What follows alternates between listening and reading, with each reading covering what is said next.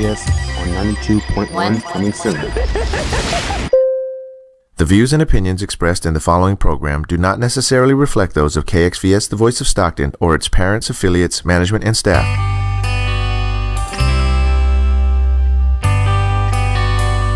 Okay, here we are this evening.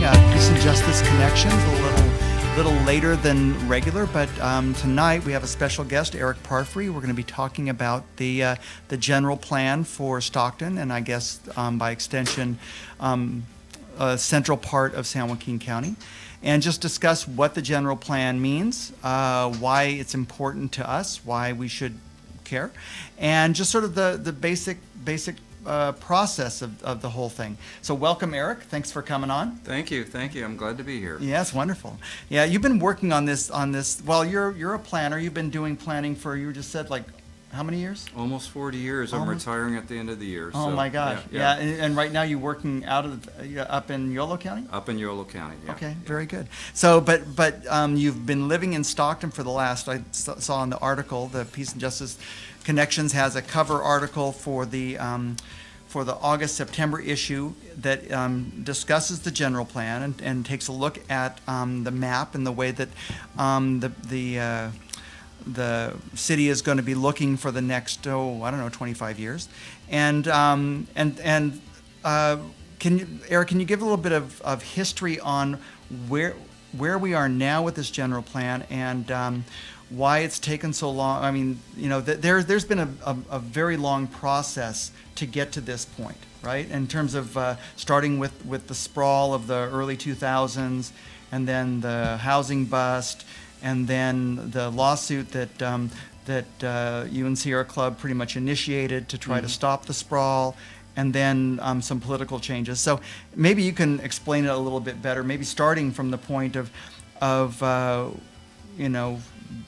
when we were all about sprawl and going out into the agricultural areas north of 8 Mile Road and Western Ranch and Liberty, going out into the general hinterland. So how did we get to where we are now? Oh, yeah. Well, that's a good story. Yeah. So my wife and I came out from the East Bay in 1990. So that's about 28 years ago. Yeah, so my perspective in the city and in the county has been almost 30 years of the last 3 decades. I've been a planner for almost 40 years. I've worked for this county. I worked for 2 other counties. I was a private consultant, so I kind of saw it on all sides. And I've been a political activist with the Sierra Club for about over 20 years now. So I've kind of balanced both parts of that life. It's important that people understand what a big deal a general plan is for a city or a county. A general plan is the, quote, constitution of growth for local agencies in California. So it is an immensely important document. It's almost like a Bible that shows you where the growth is going to occur in the city or county. These general plans generally are a blueprint for where growth is going to occur, both housing growth and employment growth over a 25 or 30-year period. And these general plans get updated, depending on how fast the community is growing. It could be every 5 years or 10 years or 12 years. I live in Calaveras County. Yeah.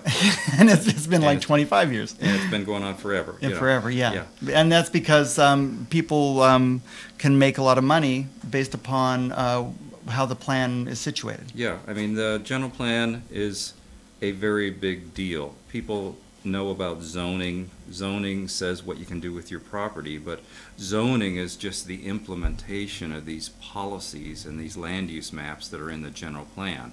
So the zoning has to be consistent and kind of follow the general plan. So if a community wants to grow in a certain location and says, we're going to designate this area for housing growth or for employment growth, or for industrial, or industrial growth, whatever, then the zoning has to kind of follow that. So this is really the major policy statement that a city or county makes. So going back to the Stockton instance, we've had a very rocky period over the last 3 decades in Stockton, obviously. I mean, we came out of bankruptcy, 4 years ago? Yeah. And to oversimplify where we've been and back, there's been 2 recessions since I've moved or almost 3 recessions since I moved to Stockton. I came here to work for the county planning department in 1990. We were just beginning to go into kind of a soft recession in the early 90s.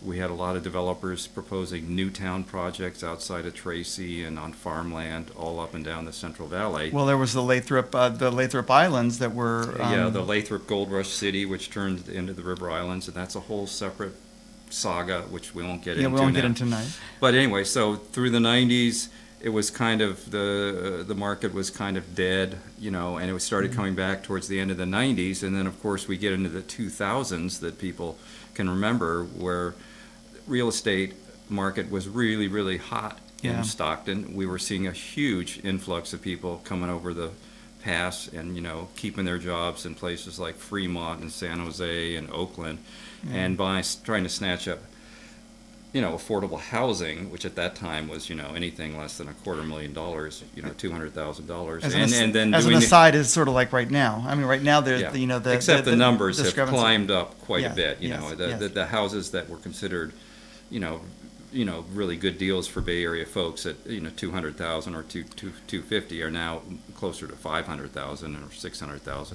But anyway, so we went through a huge, a real red hot real estate market with huge amount of sprawl onto farmland during the decade of the 2000s. We hit the peak about 2006 or so, as everywhere in California, the real estate market was hit the bubble popped. The bubble popped about the third or fourth quarter of 2006, going into 2007.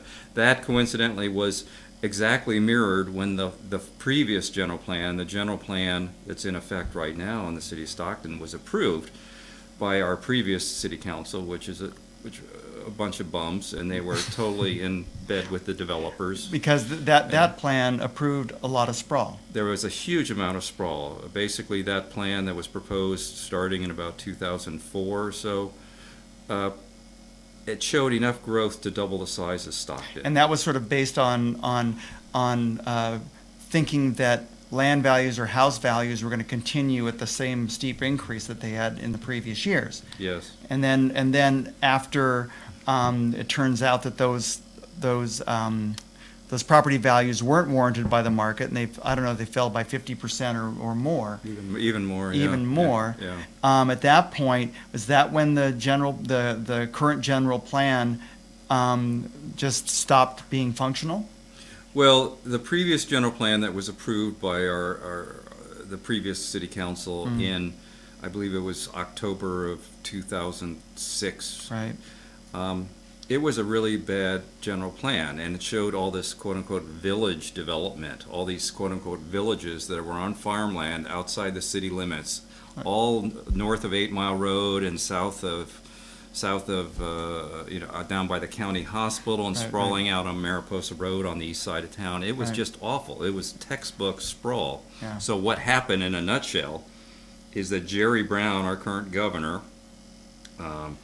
was the Attorney General at that time. He was beginning to make climate change and a reduction of greenhouse gases a key part of the work he was doing as the Attorney General. And he was beginning to send out very nasty little letters to people, jurisdictions like San Bernardino County and the city of Stockton and other places, who were blithely going ahead and saying, we're going to approve all this humongous amount of growth here. And doing the same thing that Stockton was doing. Yeah, and it's going to be all this auto-centric growth, and they're going to sell these houses to long-distance commuters, and it's going to turn into just hell. Yeah. And so Jerry Brown got involved when this general plan back in 2006, 2007 was going through the process at the Stockton City Council. Sierra Club, of which I was leading the charge back then, put in all our letters and complained about this, and we did that for about 3 or 4 years, and we were outvoted on all these stupid little task forces and action committees that the city manager at that time, Mark Lewis, put together, and it was like all these developers, and there was Eric and 2 other environmentalists there. Right. Yes. So we got to the point where when the city council was ready to approved the plan, they were having to deal with Jerry Brown, who was calling them up and saying, look, if you guys don't reconsider this plan, we're going to join with the Sierra Club and sue you. So we didn't actually sue the city, as I recall. We simply threatened to sue the city. This is 11 years ago. But because Jerry Brown was there and his very capable staff, we started getting a certain amount of traction. However, the awful plan was approved. We did a quote-unquote settlement agreement, three-party settlement agreement between the city, Jerry Brown, the Attorney General, and the Sierra Club, and the city committed to doing certain things like do a climate action plan, and a lot of other little things. More infill, but still the general plan, still the sprawl, the villages was still approved. Still the villages in all its awfulness was still approved. So we're kind of in a point now, 11 years ago, where we're dealing with this hangover from this awful general plan, and it's boxing the current city council, which is a very progressive group of people compared to the bums who were there 11 years ago. It's boxing our current city council kind of into between a rock and a hard place, because you have all this previous growth that was approved through development agreements, legal contracts, 30-year contracts with these developers to do humongous projects at the edges of the city. So there's a limited amount of maneuvering that our current city council can do. They can't cancel these previous approvals. They can make it more difficult for these developers to move ahead, and they can try to convince the developers to do something differently. But the dirty little secret about this new proposed general plan is that it actually has more growth in terms of the number of housing units that could be built here than in our previous general plan. And that's because of it's been pretty publicized in the record, and of course here in the connections, talking about the development that was sort of snuck in north of 8 Mile. Is that the increased development that you're talking about? Well, yes and no. There are some other projects that are left over from 2006, 2007 period, like the Mariposa Lakes project, which is a disaster of 10,000 houses planned out in this wonderful prime farmland out on Mariposa Road out on the southeast side of by town. Farmington Road. Right. By a Sacramento developer. But what happened related to this north of 8 Mile Road area, which is so contentious now, is really pretty typical, because anyone who's lived in this town for any number of years, even the last 4 or 5 or 10 years, knows that the growth battles that are fought over 8 Mile Road are really the key to what this city's all about. Right. When we update our general plan, most people want to know, okay, is it going to allow more sprawl north of 8 Mile Road, or is it going to stop it at 8 Mile Road and there's going to be ag land on the other side, and we're going to finally get a city council that stands up to the big developers in town and says, no, the subdivisions are going to stop at 8 Mile Road. We're going to preserve all that ag land between 8 Mile Road and all the way past Armstrong up, and create an ag, not a green belt, but an ag belt of working farms between Stockton and Lodi before it all gets paved over. Right. So what has happened just recently in terms of this 8 Mile Road soap opera is that we started working with the city, attending public meetings in the latter part of 2016. Is this through the Planning Commission? This was run by the city staff. Okay. The city staff, and so they started doing these, and the consultants hired by the city, and so they started kind of towards the end of 2016 and started doing these community meetings, which went very well, and everyone was very clear. We want to concentrate on infill development. We want to rebuild downtown. We want to do infill development on vacant lots in our existing neighborhoods. We want to bolster public transit,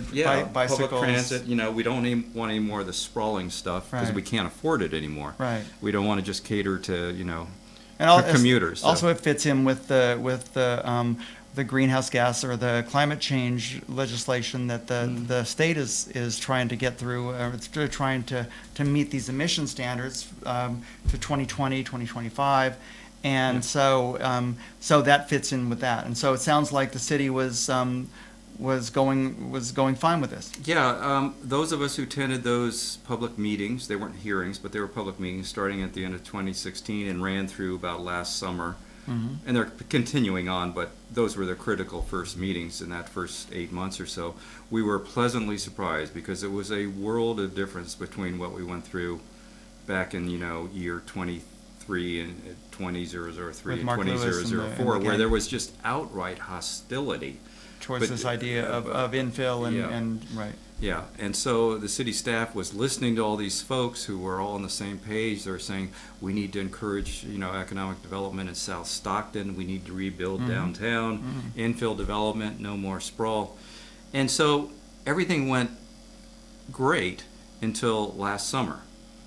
Not now, not this summer, but the 2017. 2017, last summer. And Tesla, the all-electric vehicle manufacturer, at one time was looking for a gigafactory site in California. Right. They needed a pretty large area, 1,000 acres or so, to manufacture these super-duper batteries that are going to power these new electrical vehicles. And which would mean a lot of jobs. Yeah, and so Tesla was going around to various communities in California, including Stockton, and so that for a brief period, the Stockton City Council was tantalized by the idea. It wasn't just California, though; it was also other states as well, right? Yeah, it was. But in Northern California, Stockton, and a few other cities were tantalized by Elon Musk and his people, and they thought, well, maybe we could seriously compete.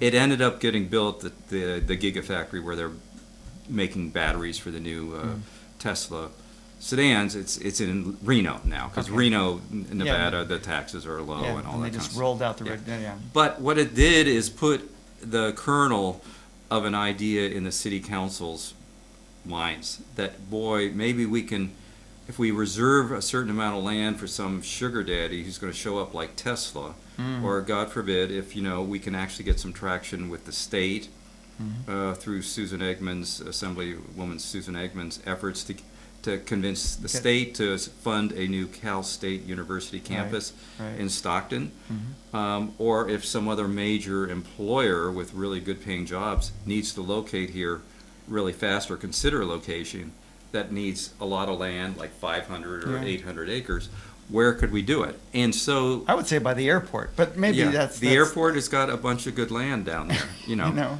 But what happened is that this Tesla thing excited the council, and it excited the city manager. And so last summer the council started talking about, well, maybe we should really reserve some land north of 8 Mile Road just in case this thing drops in our lap.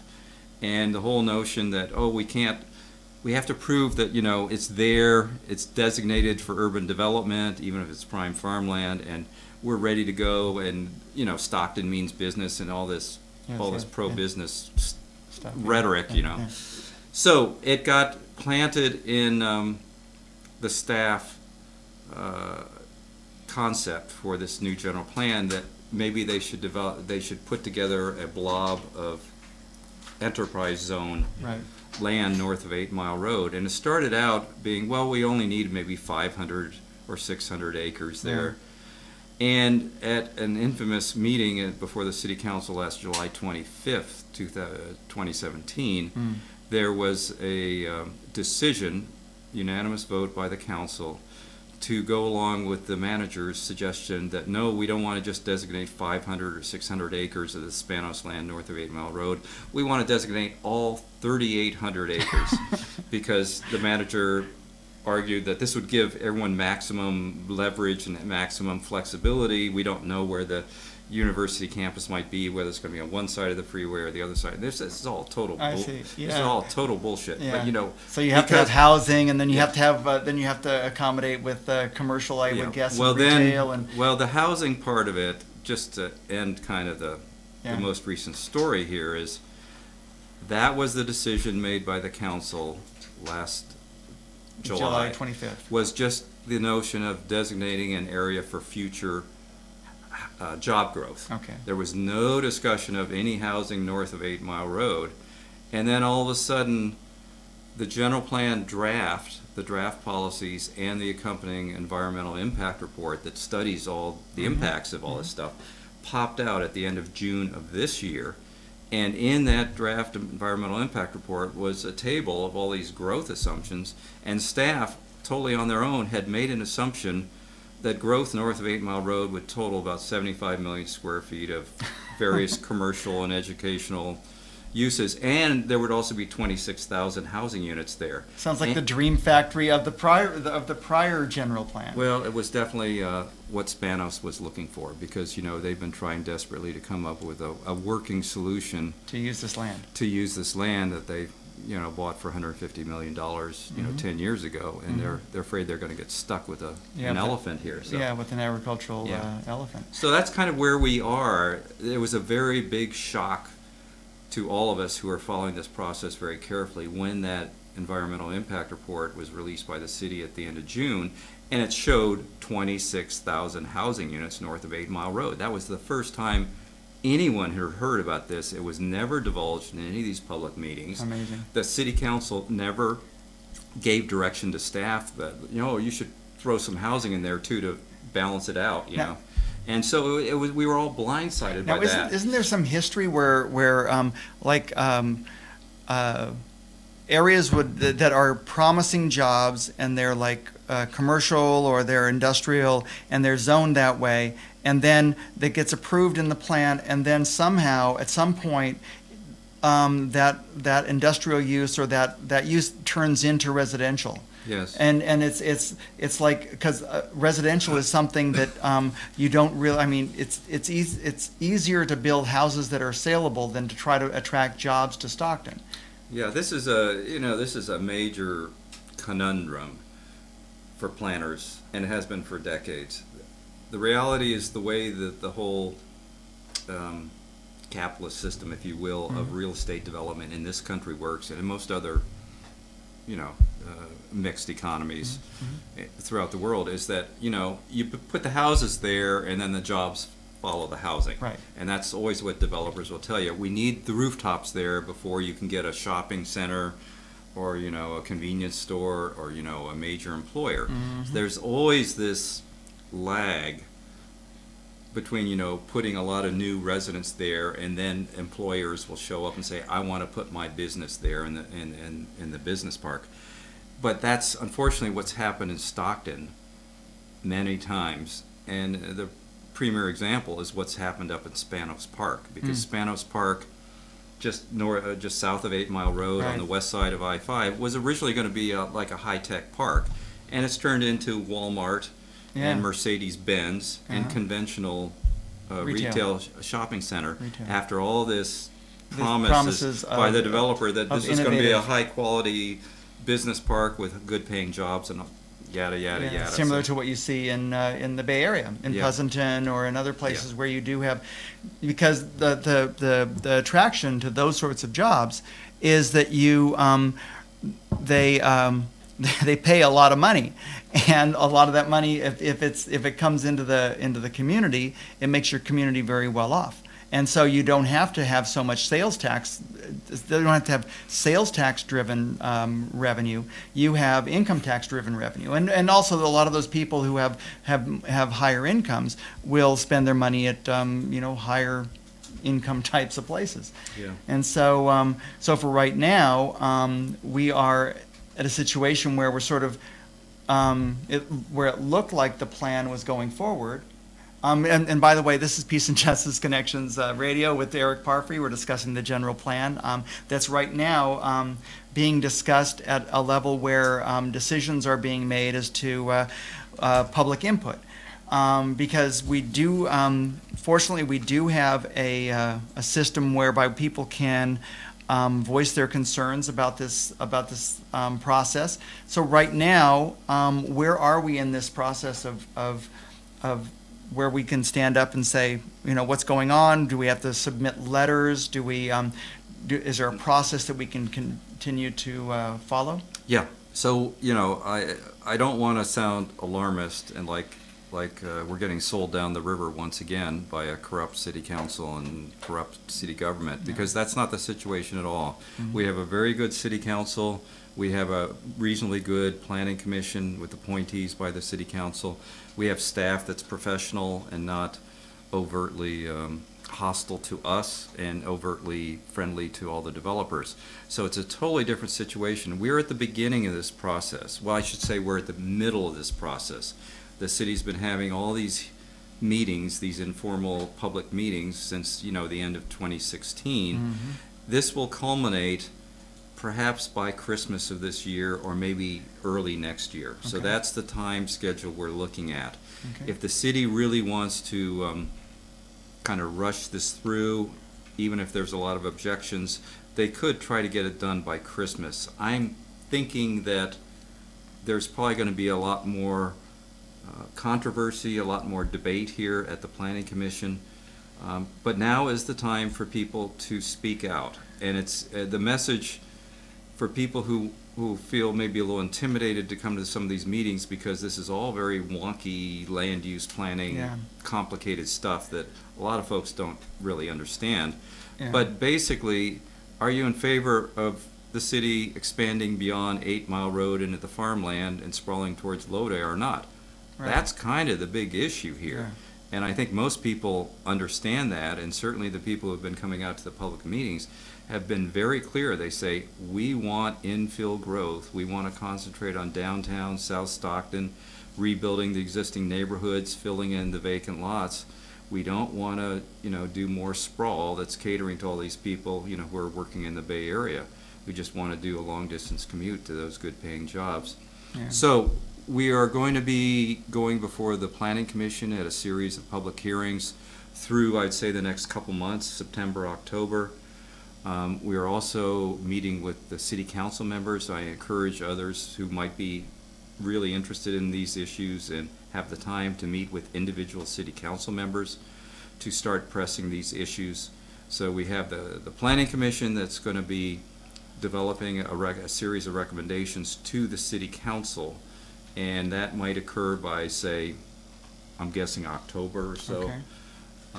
Might be November. So this is the time when it's really critical that people pay attention and come out and voice their opinion. So the way this works is this proposed general plan has been released, and people are all reading through it. It's probably it's a very thick document, and you can it's posted on the website, on the Stockton government website, www.stocktongov.com. And just look around and just search around for the general plan, and it'll show up. I mean, there's a lot more on the cover of Connections. You can see the exact place you can find it. But after glancing through it, the next step would be to go to a planning commission meeting. And the planning commission meets like monthly or Yeah, they meet generally just once a month, but Okay. they have other Special business- meetings. And they're having special meetings on the general plan. So I don't have the schedule right in front of me, but you can go to the Stockton Gov webpage right. and And it's a figure good out, webpage, right? and figure out exactly what those future public hearings schedules are going to look like. The city has done a really good job this time of involving the public, and I can't overstress this too much. So even though we have major disagreements with the city staff and with some city council members who want to designate prime farmland north of 8 Mile Road for growth, we want to be respectful here. This Right. is not like the same situation we found ourselves 11 years ago, and where we were fighting. David and Goliath. It was trench warfare. It Yeah. was really ugly stuff. Yeah. The Sierra Club does not want to file a lawsuit against the city of Stockton. We want to work our differences out, but a big part of working our differences out is going to be taking off any sort of urban growth for north of 8 Mile Road. There's ways for the city to put policies in the general plan to say something like, if the state of California wants to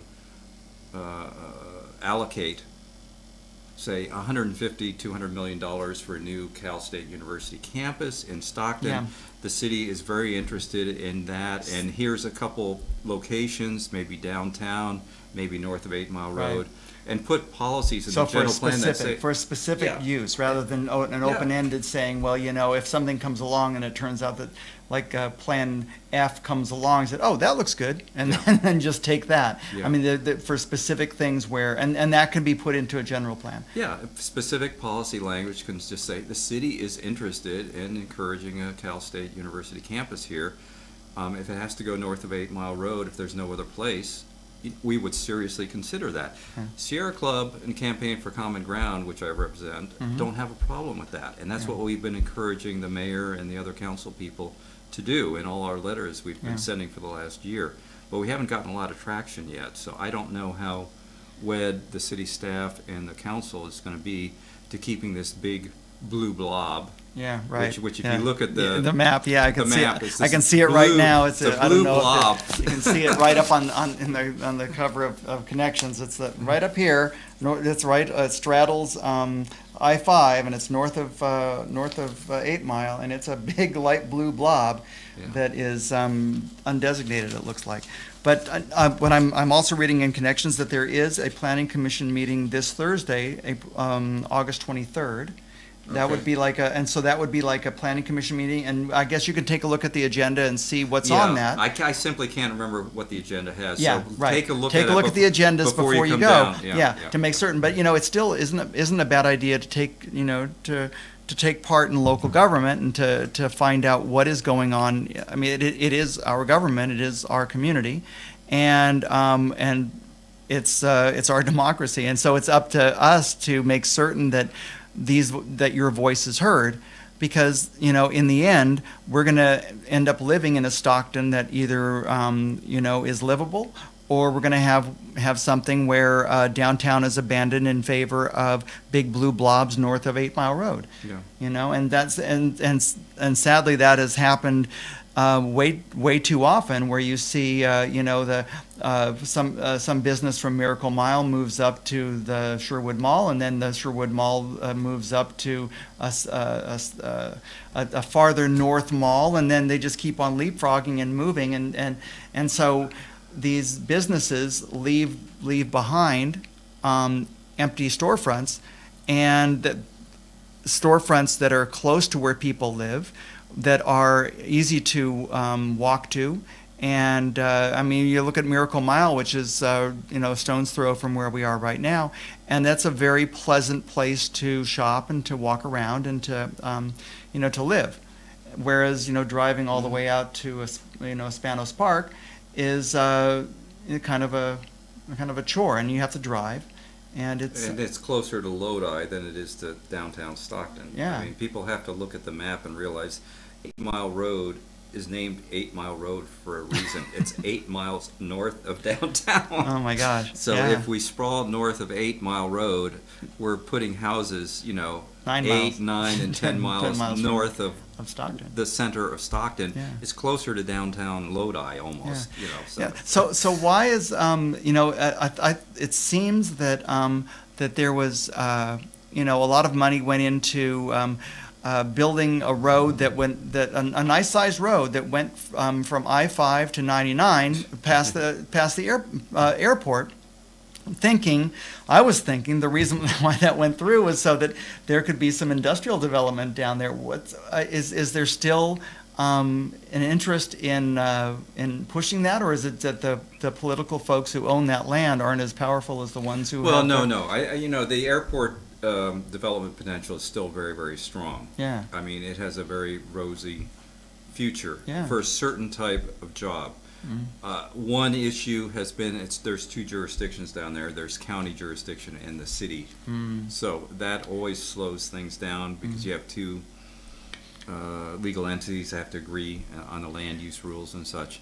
But there is still a lot of vacant land down by the airport, which can accommodate a lot of trucking related companies, Right. And logistics types companies, and God forbid we could even have a thriving airport down there in 10 or 15 years that has more than one flight a day to Las Vegas. Well, I mean, it could be for a hub for FedEx or UPS or Sure, for deliveries. Now, Okay, so what we're talking about is the general plan for the city of Stockton. Yes. So, is there a general plan for San Joaquin County? Yes. And so is that, and how does that interact with what is happening here? Like you were saying, well, the airport has jurisdictions and it could be split. Yeah.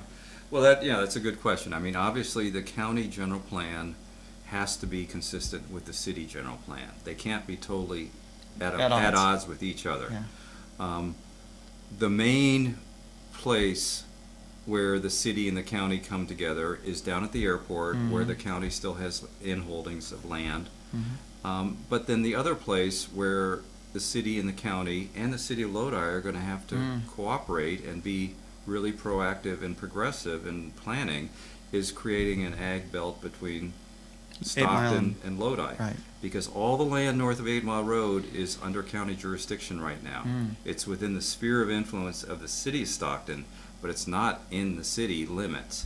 So it would have to be annexed into the city, which is a long, cumbersome process, which we hope, frankly, will never occur, because unless there's a really good reason for it.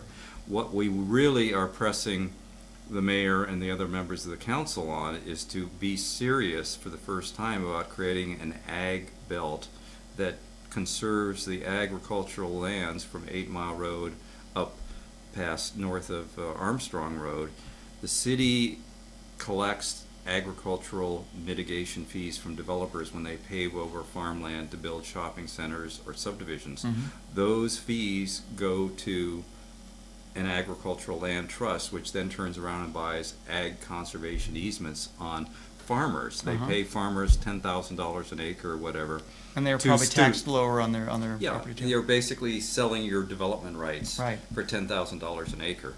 And we're saying the city of Stockton has to be aggressive here and put these policies in the general plan to specifically target these ag mitigation fees to that area between 8 Mile Road and Armstrong Road, and start buying conservation easements there to create a permanent agricultural belt. This is not a green belt. This is not a place where urban people can go out there and go picnicking on farmers' land. That's not the idea. It's to create a financial incentive so that these vineyards out there are still there in 50 years, basically, and they're not, replaced by subdivisions. Right. So with the idea, so if this 3,800 acre blue zone north of 8 Mile, that would be for the Tesla plant or whatever it would be, if that were approved in the general plan, would that be akin to expanding the city limits of Stockton, or so what does it mean to in terms of the general plan? What does it mean to be part of the city if something like that were allowed to be included in the general plan? Yeah, I mean, because if it's not in Stockton, it wouldn't be in the general plan. It would be in the county, right?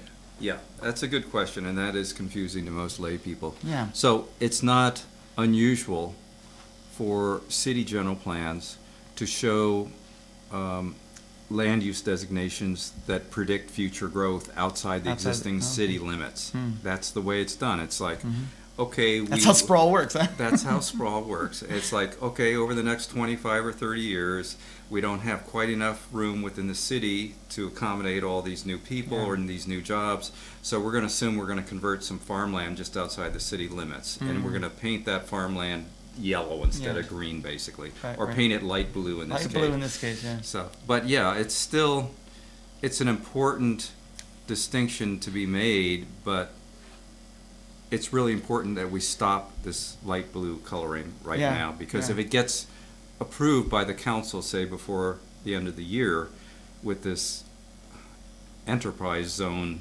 designation, which is very vague and ill-defined, it'll be more difficult for us to stop it at LAFCO when the city tries to annex the land into the city. So what would the state, now the state had a problem with the existing plan that we have now that we're trying to replace.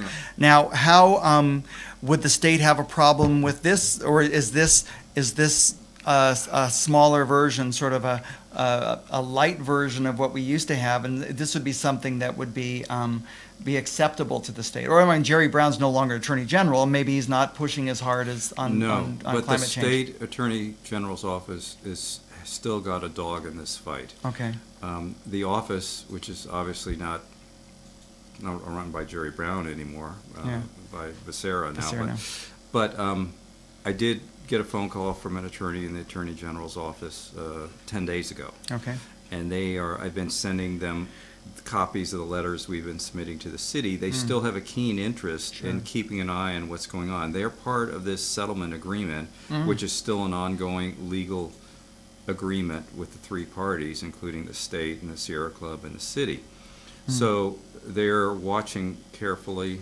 We're talking to the state Attorney General's office, and they're still interested in kind of how this great Stockton soap opera resolves itself. Well, what's the city's take on it? I mean, on the soap. I mean, the thing is they're the ones who are opening themselves up to, you know, if a miracle happens and something drops in our lap, that's great. But I mean, can't they see that there's all sorts of devils in the details here that could really, will it take much awareness? And in terms of where the council comes down, to what extent are they able to, impact this? I mean, there's going to be a discussion, I would guess, and then there will be individual council people who will vote on this, right? Yes. It's a difficult situation in the sense that the council last July made a decision to designate some land north of 8 Mile Road, not 3,800 acres, but 500 acres. Okay. And then the manager browbeat the council into designating all the Spanish-owned land up there, 3,800 acres. I see. So that's a direction that the council has now given to the Planning Commission. That the Planning Commission now is in the position of having to either agree with that or not, or disagree with that, and send their own recommendations up. So.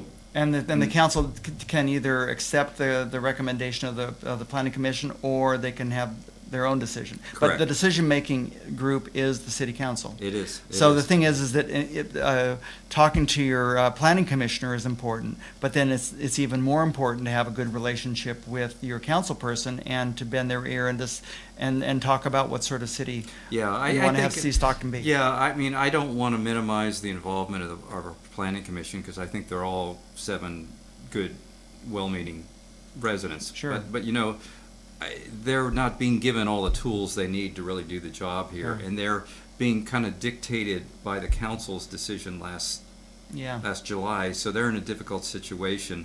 I think it is time for people to start talking to individual city council people, explaining to them some of these details, because I think some of them don't quite understand the ramifications of the decision they made last summer. Yeah. Well, check out the current issue of Connections. It's the cover story, and it jumps to page 8, and it's really well written because Eric wrote it, and he writes really well. And what we'll do is, for the October-November issue, we'll have a follow-up on this and let you know what you can do then, because right now what Eric's saying is that the last half of this year is the time of action for this plan, and it's time for us to step up and to, once in a while, the general plan comes up on people's agendas, and it doesn't happen that often, and now's the time. And so now's the time for us to weigh in, to make certain that, we say what sort of Stockton we'd like to see. It sounds like the current council is open to suggestion. Whereas past councils have not been. Correct. And so we have a really good chance of making certain that, a nice tight Stockton that is rising property values for the homes that are in the area, and that attract decent jobs and folks who want to live here. We can do that if we can limit the sprawl and keep us from looking like an Elk Grove or something that would just be Elk Grove's a good example. Something that just spreads out like your Roseville. And that's where our city manager lives, by the way. So. I see. So that's what he's used to. Well, we were going to have a shorter version of Peace and Justice Connection, so that's what we have tonight. So thank you so much for coming by, Eric. We'll talk about this again before the plan hits the road. Yes. Okay. It was great being here. Thanks so much. Good night.